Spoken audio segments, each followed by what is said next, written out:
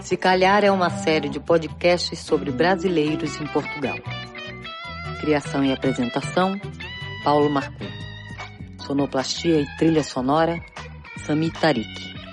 Produção e realização, Palavra Objetiva. Acompanhe a série pelo aplicativo que desejar e se inscreva no nosso canal do YouTube. Olá, tudo bem? Sou Paulo Marcum, jornalista e escritor, neste momento em Lisboa. Nesta edição de Se Calhar, vamos conversar com o embaixador Pedro Mota Pinto Coelho, que depois de longa carreira mundo afora, vive em Cascais, perto de Lisboa.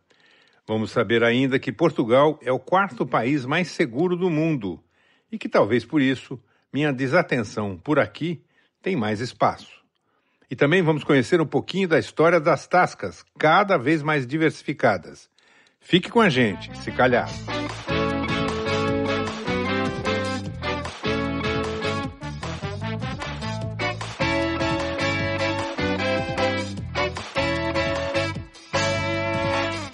O relatório do Institute for Economics and Peace, que analisa 163 estados, indica Portugal como o quarto país mais seguro do mundo, depois da Islândia, Nova Zelândia e Dinamarca.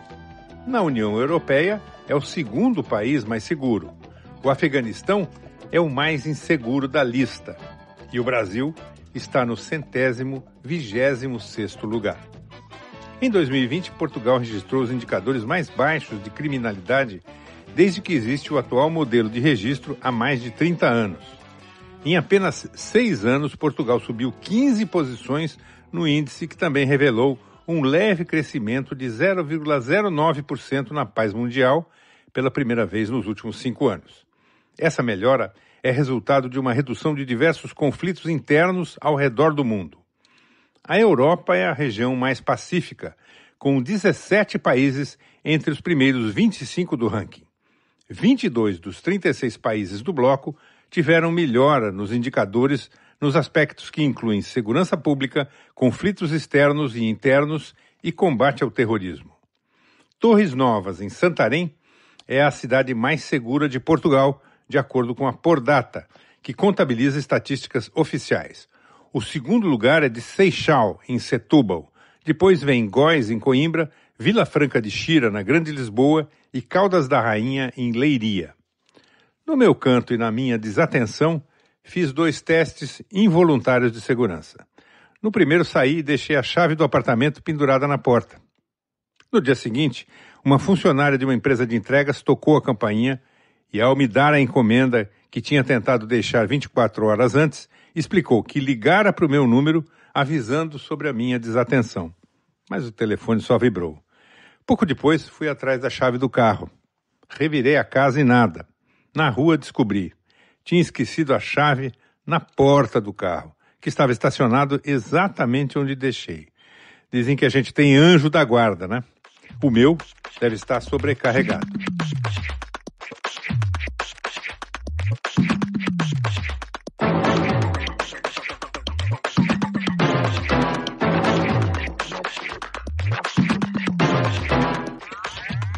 Pedro Mota Pinto Coelho é mineiro de Santa Bárbara. Diplomata de carreira, serviu nas embaixadas brasileiras em Washington, Assunção e Buenos Aires e representou o Brasil em numerosas reuniões internacionais, principalmente relacionadas com meio ambiente e desarmamento.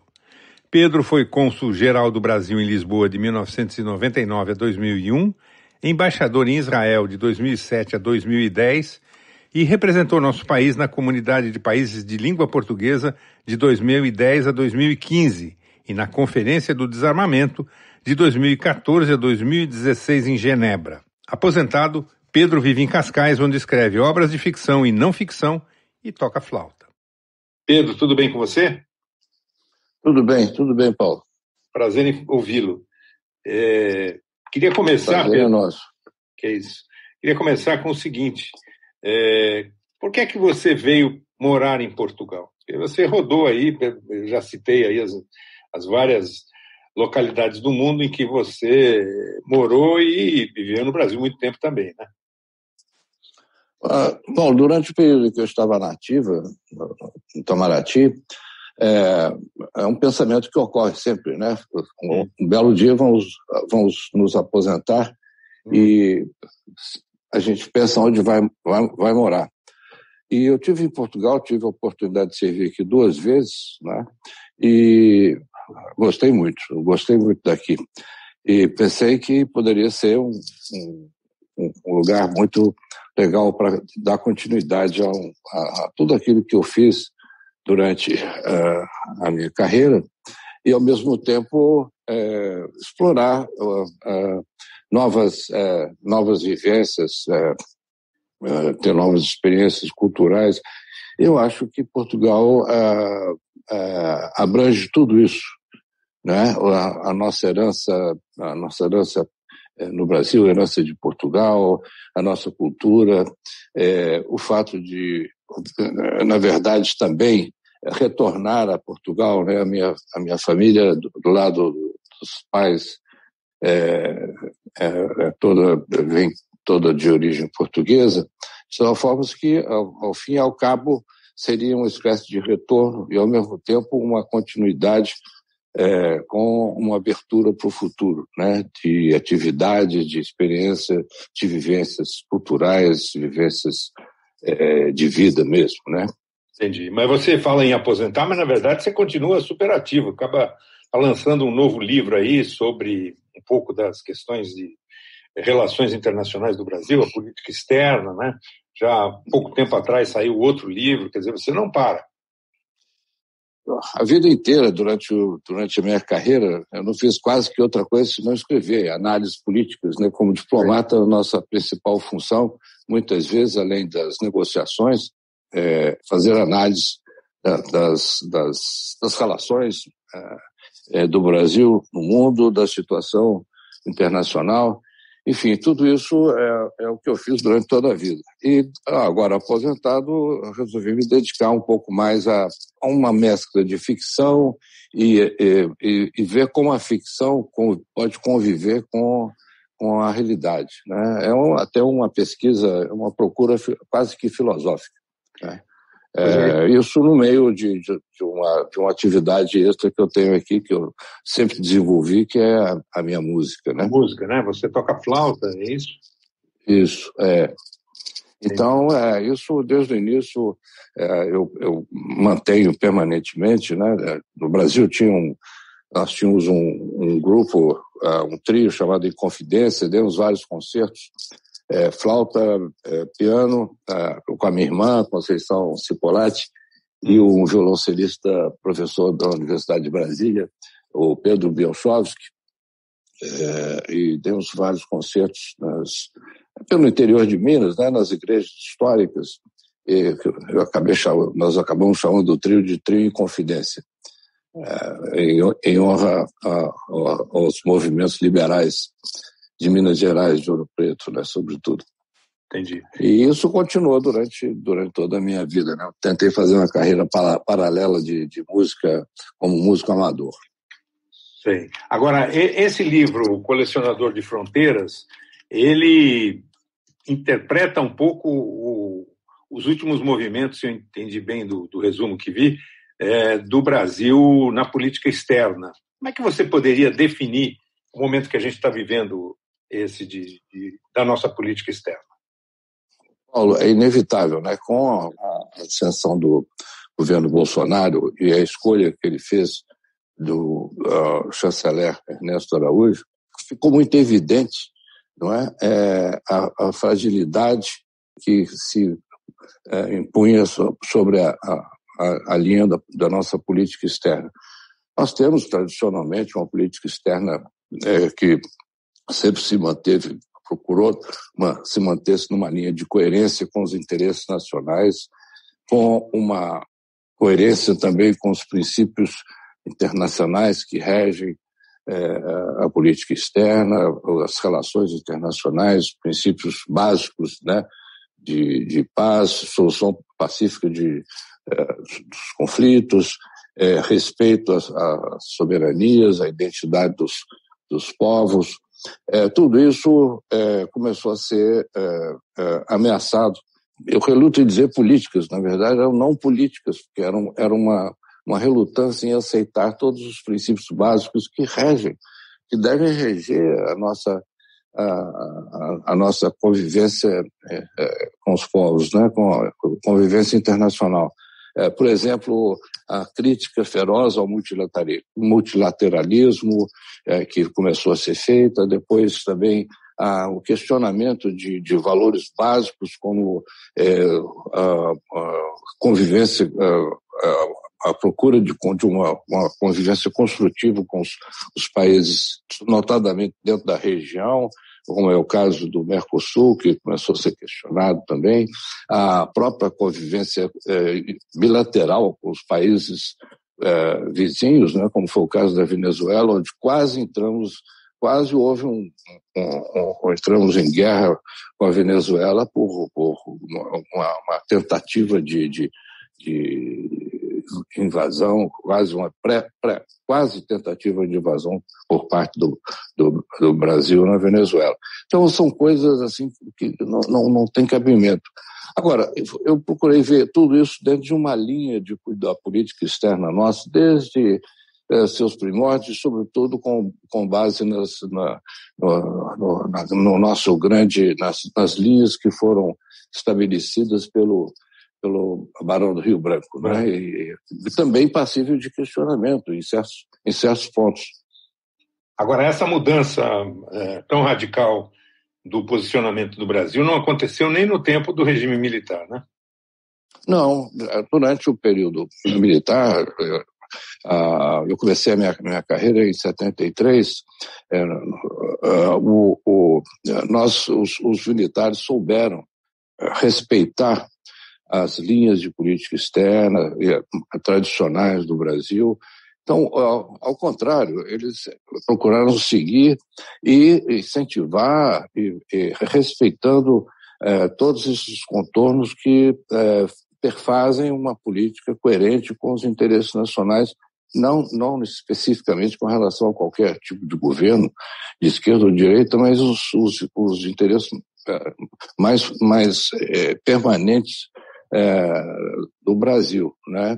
Um exemplo que eu gostaria de dar disso diz respeito, por exemplo, às questões que ainda hoje estão muito em pauta, como a questão do desmatamento, as queimadas na Amazônia, tudo isso, todo o problema da Amazônia.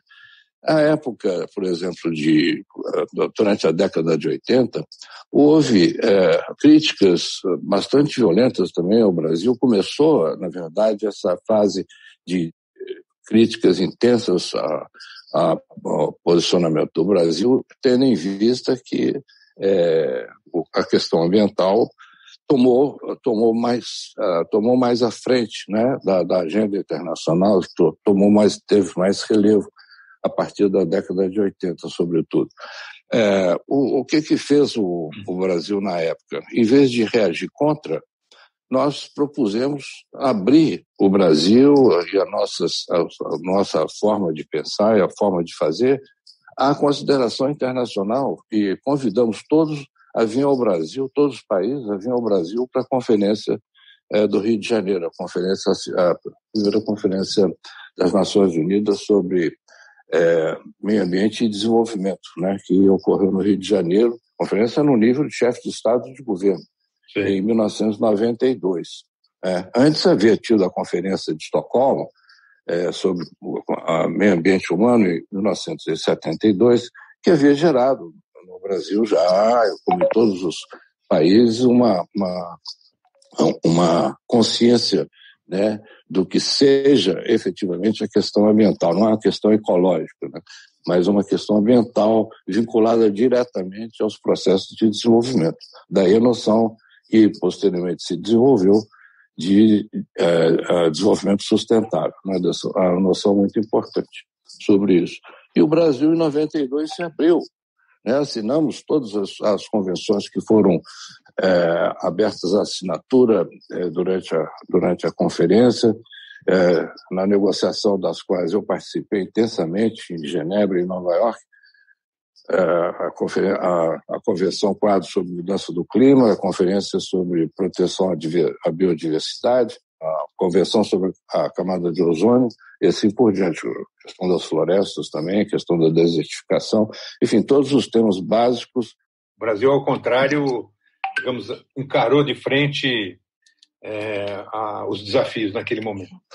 Exatamente, Paulo. Então, é isso que eu quero mostrar aqui. Hoje, por exemplo, qual é a reação do governo Bolsonaro e durante esse período todo em que o Ernesto esteve à frente, a reação do governo a essa foi uma questão de negar, né? Foi uma atitude de negacionismo diante de problemas que são evidentes. E a Amazônia não é uma questão de...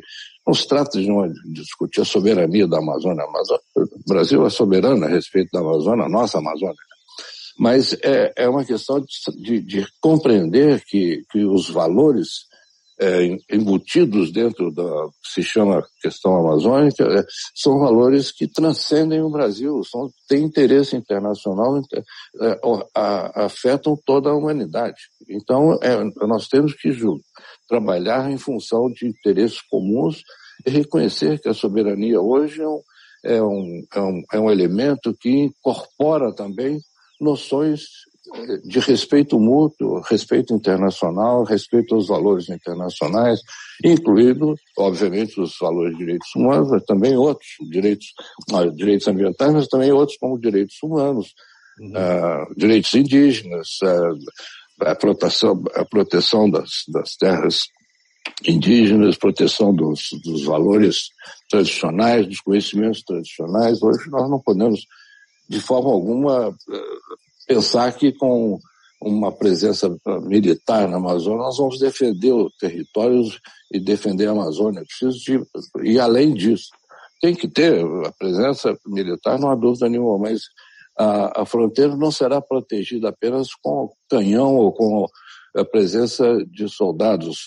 Hoje um pesquisador pega uma folha de um elemento qualquer na Amazônia, põe no bolso, transforma aquilo num produto, numa riqueza biológica ativa e comercializada e patentizada.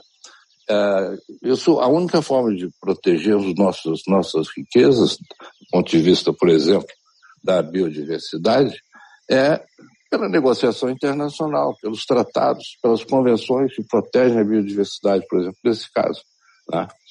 E não através disso. Como é que nós vamos proteger 16 mil quilômetros de fronteira?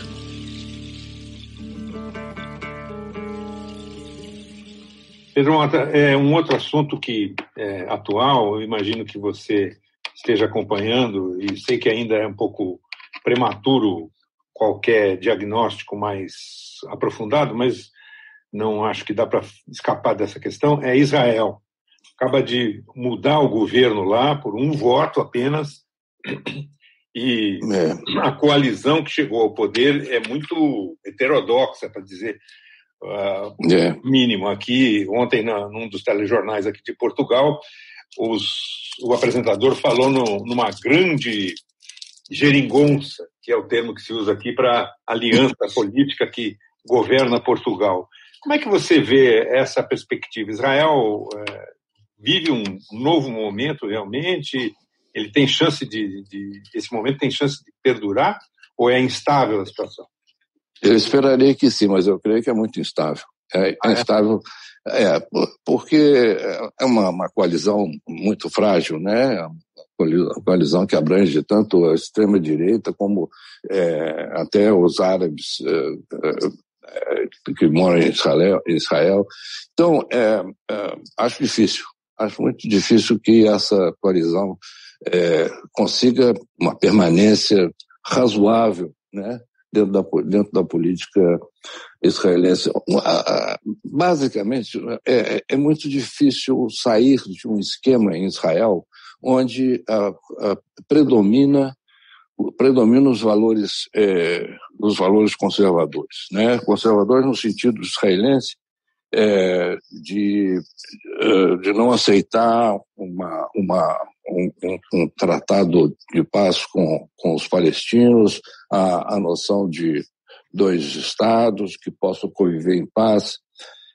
A tendência dentro de Israel, infelizmente, quer dizer, dentro da sociedade israelense, é uma tendência nitidamente conservadora de evitar um entendimento mais permanente com Israel, com os palestinos, que signifique a retirada de Israel, a aceitação, por exemplo, de Jerusalém com a capital também do lado oriental, a capital de Israel, dos palestinos em Israel, em Jerusalém, na parte oriental da cidade, enquanto que Israel ficaria com a parte ocidental.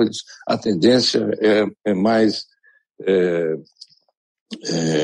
no sentido de manter um status e procurar esse status permanente, com Jerusalém sendo a capital israelense, e procurar sempre que possível aumentar a presença israelense dentro dos territórios ocupados, que eles chamam, na verdade, são os nomes de Judéia e Samária. Não falam, vamos à margem ocidental do Jordão. Para eles aquilo significa Samária e Judéia. Então, ainda nós, infelizmente, ainda há uma tendência muito, muito forte no sentido de Israel ainda continuar nesse sistema muito instável, mas para eles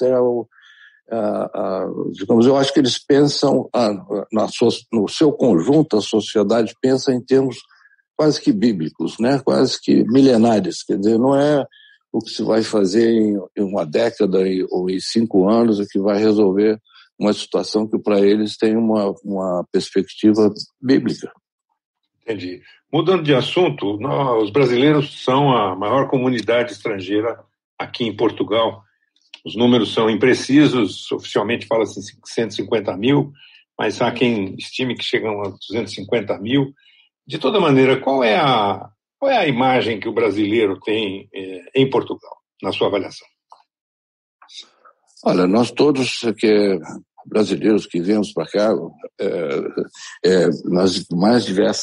com as mais diversas motivações, nas mais diversas condições, eu acho que tem em comum a ideia de que estão reencontrando uma parte de si próprios, né, de nós próprios.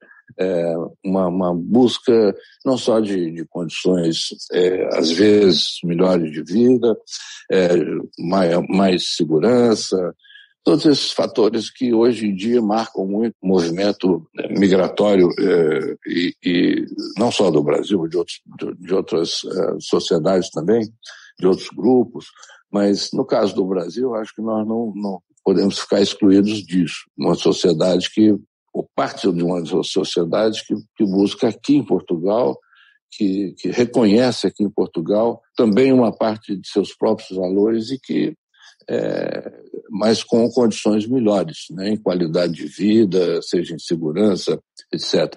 Por outro lado, há também a busca, uma visão diferente do que seja a nossa brasilidade. Quer dizer, nós viemos de cá a uma herança, a uma participação histórica comum, a valores comuns. Estamos buscando esses valores, queremos cultivar valores comuns. Então, acho que isso também motiva muito, porque senão iríamos para outros países com uma língua diferente, que ocorre também, mas aqui em Portugal, com essa comunidade crescente e muito diversificada, é preciso que se veja essa comunidade como ela é diversificada.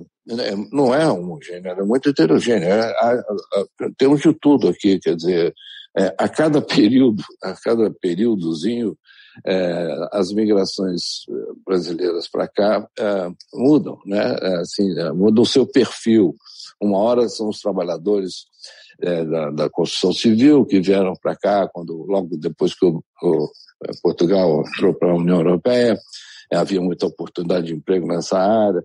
Antes vieram os dentistas, a minha mulher é dentista, é pioneira aqui nessa área, a profissão dela.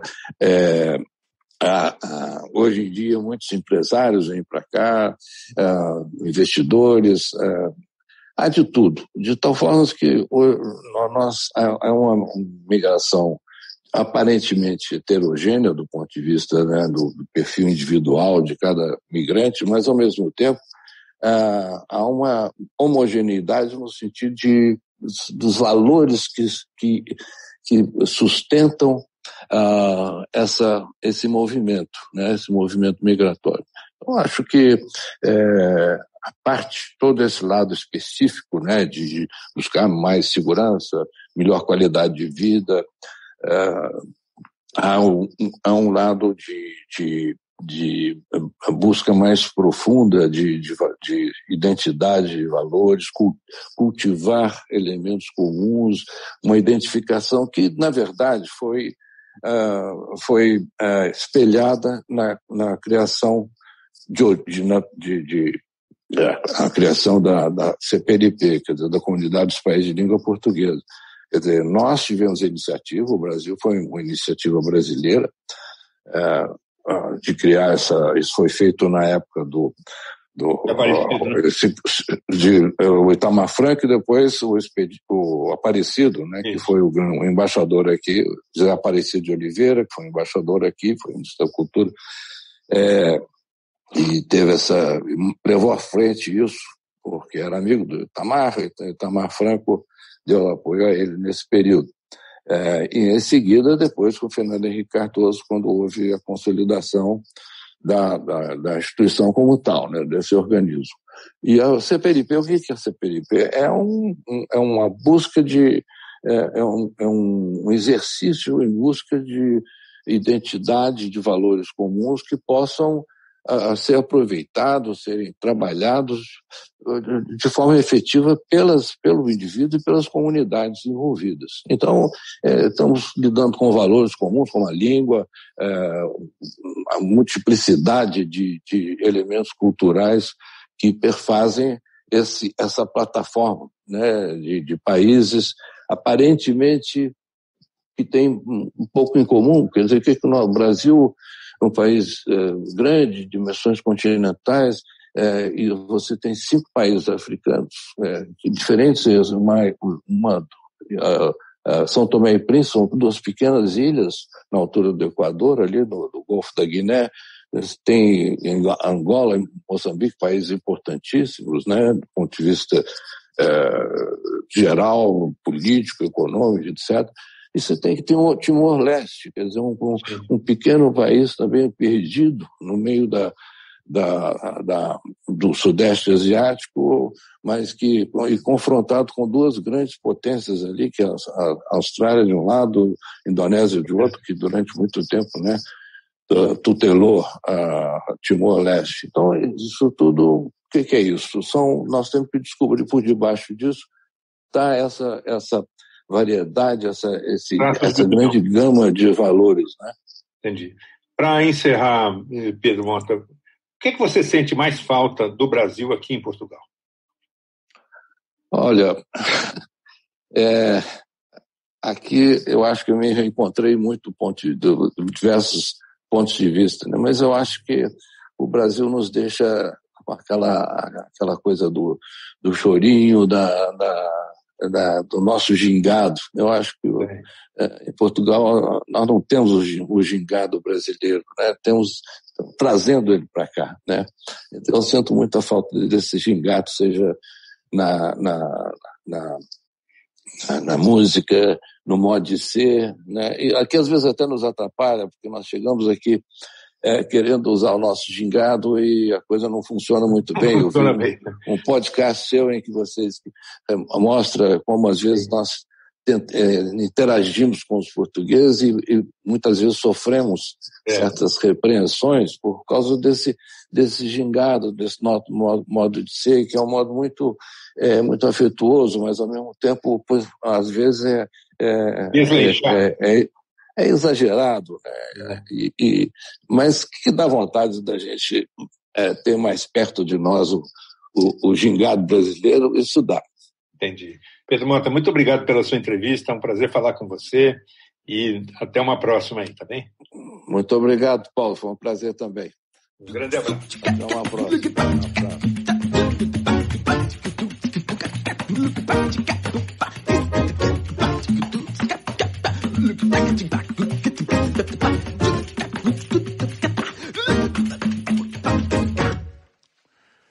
No dicionário está dito: tasca é sinônimo de taberna, tasco, baiuca, botequim. Em Lisboa, as tascas surgiram como carvoarias fundadas por galegos no século XX, em que era habitual ter uma sala onde se comiam petiscos e se bebia vinho. Com a mudança das fontes energéticas, o negócio do carvão teve forçosamente de se adaptar e os comes e bebes foram o ramo natural para muitas carvoarias. As tascas deveriam ser um patrimônio imaterial de Portugal. Em muitas vilas do interior, funcionam como o centro de atenção do local. Existem pelo país afora, são uma tradição cultural e um dos pilares da saborosa gastronomia local. A definição é meio vaga, além dessa do dicionário. Normalmente são pequenos estabelecimentos comerciais familiares que servem refeições e onde os portugueses não apenas almoçam, como se reúnem para reclamar do clima, da política, da vida. De modo geral, as tascas oferecem preços acessíveis. Os pratos custam em torno de 10 euros, um pouco mais, um pouco menos. E as doses são generosas. Muitas servem para 2 pessoas. Portanto, quando for testar, melhor perguntar e não se convença de cara com a resposta do dono da tasca ou de quem está servindo, porque eles vão dizer certamente que vai depender da sua fome. A comida pode vir servida num prato ou numa travessa metálica, ou até numa panela, como no caso dos pratos de arroz malandrinho. Se você quiser mais arroz ou batatas, pode pedir. É raro o local onde isso custa alguma coisa a mais. Dizem até que se alguém sair de uma tasca com a barriga roncando, é porque não se trata de uma tasca. Muitas tascas envolvem apenas a família do dono, e não é raro você ver o patriarca ou a matriarca almoçando ali na mesa ao lado. O pessoal trabalha muito, mas de modo geral impera a cortesia. Existem, claro, donos ou empregados rabugentos, mas encare isso como parte do charme, dê um sorriso e provavelmente tudo vai se resolver. Os fregueses são velhos conhecidos e é normal o dono da tasca já saber o que eles pretendem comer. Os cardápios não são extensos e muitas vezes são apenas anotados numa tabuleta. Toalhas de papel, vinho da casa, azeitonas, sardinhas no carvão, caracóis na época de caracóis, quando há uma tabuleta na porta informando, doses de pão, pequenos queijos fatiados, petiscos. Se oferecerem tapas, não é tasca. Compõem o quadro geral. Sobremesas caseiras também entram no jogo e geralmente são ótimas. A pandemia abalou fortemente o mundo das tascas. Muitas fecharam as portas de vez. Outras estão voltando aos poucos, como quem sai de uma guerra. Aqui e acolá, há tascas fora da casinha, digamos. No El Corte Inglês, em Lisboa, funciona a tasca chique do chefe José Avilés, uma espécie de versão nouvelle cuisine dessas casas tradicionais. No Campo de Ourique, em Lisboa, está a tasca vegana, comandada por uma brasileira, Raíza Rito, que deixou o trabalho na área de marketing para criar a casa que oferece petiscos como o tofulhau de bechamel de caju a 9 euros, uma reinvenção do velhinho bolinho de bacalhau com natas, mas neste caso feito com tofu. Na Praça Marquês de Pombal, em Lisboa, há uma carrinha, como dizem aqui, que vende petiscos e onde se toca o fado, criação de Fernando Souza, que assim contornou o desemprego. Em inglês seria um food truck. Fernando batizou de tasca itinerante. Este podcast fica por aqui. A gente volta adiante, se calhar.